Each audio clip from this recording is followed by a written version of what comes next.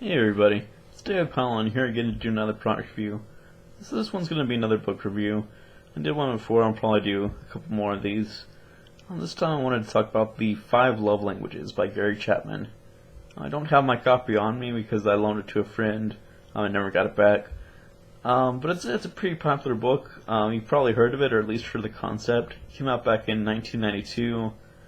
You can go online and do these different, personality quizzes where they try to determine what your love language is.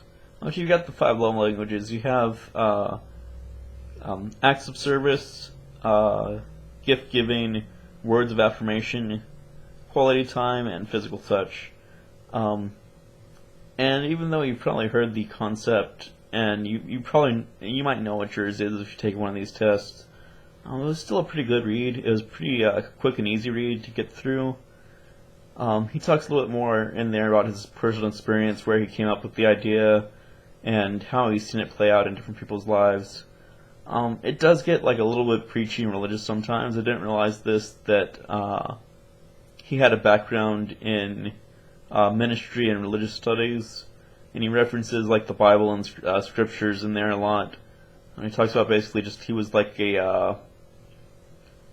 I think like a marriage counselor for a church or something like that. And he talks about talking to like a lot of these married couples and finding out kind of where they were in their relationship. That's kind of part of what formed his idea for the love languages. Is he found that a lot of people just basically when they were having issues, it's because they weren't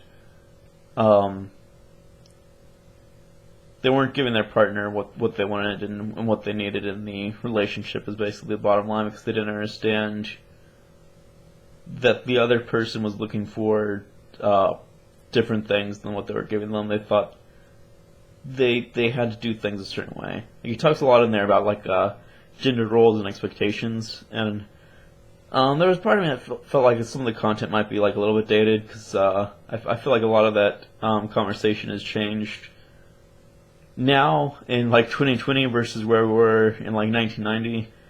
But I think a lot of it's still relevant also, because he talks about a lot of the guys would have this expectation that they were supposed to provide for their wives, like financially and stuff like that. And it's one of the things I feel like has changed, because I know a lot of women earning more than their man.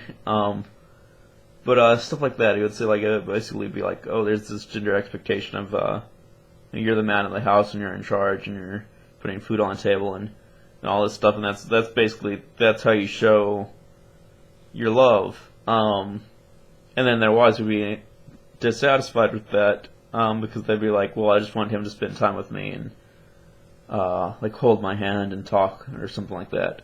They weren't doing that. But like I know mine is quality time, and my second's probably physical touch. Those are pretty high up there together. Like I'm one of the I want to take a long walk on the beach, holding your hand and have a meaningful conversation, guys. But yeah, it was pretty interesting to read. Like I said, it does get a little bit preachy sometimes. A lot of Bible talk in there. But if you like that kind of thing, then I don't see, personally I don't see any problem with it. But just as kind of like a word of warning, if that's not your thing. But it was still pretty good for like general relationship advice, learning to figure out what your needs are and communicate them to your partner, and also ask them about theirs, was basically the bottom line. So that's basically all I have to say about that. I would recommend go ahead and read the book if you can get a copy. I got mine used at like a church garage sale or something like that, so I got it pretty cheap. Thanks for watching, and I hope you tune in next time.